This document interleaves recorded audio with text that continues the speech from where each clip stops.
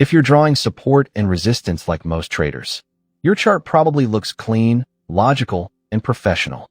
And that's exactly why it keeps misleading you. And this isn't an insult. It's the reason most traders lose money at the best-looking levels. Because support and resistance doesn't fail. The way most traders draw it does. Here's the uncomfortable truth. You're not losing because support and resistance doesn't work. You're losing because you're drawing it the same way everyone else does. And when everyone sees the same level, the market doesn't respect it. It uses it. In this video, I'll show you why most traders draw support and resistance wrong, and how professional traders use those same levels to trap breakout buyers and panic sellers. Stay with me until the chart example near the end, because once you understand why levels break and instantly reverse, you'll never trade first touch support the same way again. Support and resistance is usually the first concept traders learn. You draw a line where price bounced before, and it feels like you finally understand the market. At first, it even works. Price touches your level, reacts, and you feel confident. But then something frustrating starts happening. Price comes to your level, you enter. Price breaks it, stops you out, and then immediately moves in the direction you originally expected. Most traders call this manipulation. Some blame stop hunts. Others blame bad luck. Professional traders don't see manipulation. They see structure and behavior. Support and resistance is doing exactly what it's supposed to do, just not for the people who trade it mechanically. To understand why, we need to talk about how most traders are taught to draw levels. Most traders draw it wrong. The first major mistake traders make is treating support and resistance as exact prices.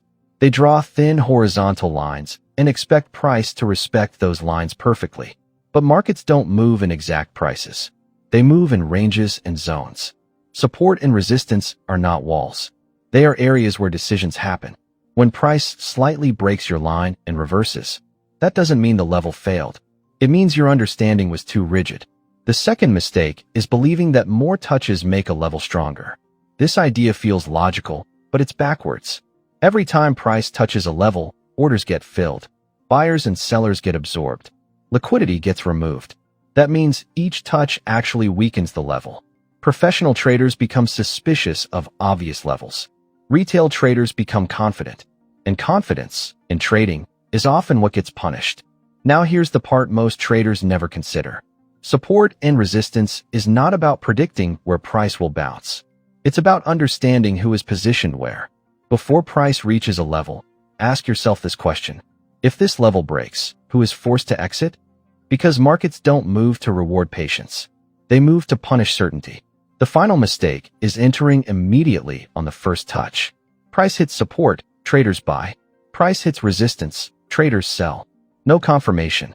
No context. No information. Professionals don't trade the touch.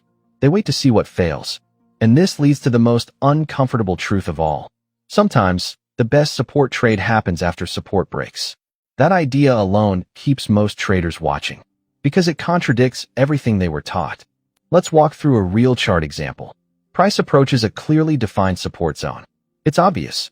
Anyone can see it. Retail traders are already planning buys at the level. Stop losses are placed just below support. Price reaches the zone and breaks straight through it. Stops get triggered. Panic selling begins. Breakout traders enter short. At this moment, most traders think support failed. But watch what happens next. Price doesn't continue lower. Instead, it pauses, then aggressively moves back above the support zone.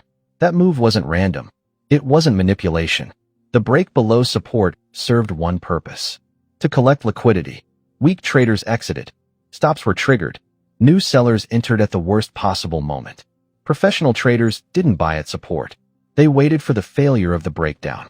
Once price reclaimed the level with strength, risk became clear, and the trade finally made sense. Support and resistance isn't a signal. It's a location where behavior reveals intent.